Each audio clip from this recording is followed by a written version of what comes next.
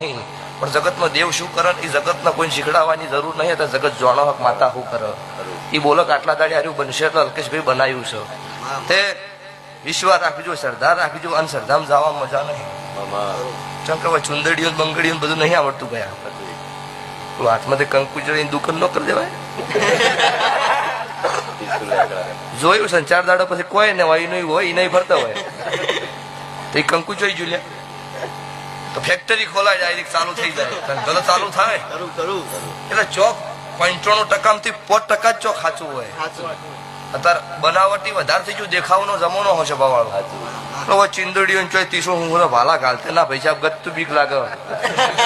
કોઈ ધૂળતા હોય ના બીડી તબકું પડે ને તો બળી જશે. ચોખ્ખી વાત છે.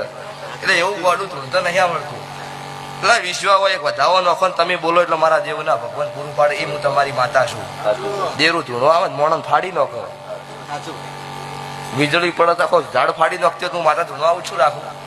પણ તમારા નોભેથી મારો પવન ઉપડે મારો પવન આવે એ જ હું માતા. એટલે ભૂવો ધૂણો ભાગડે ની ભન ન હોય એ માતા નો હોય.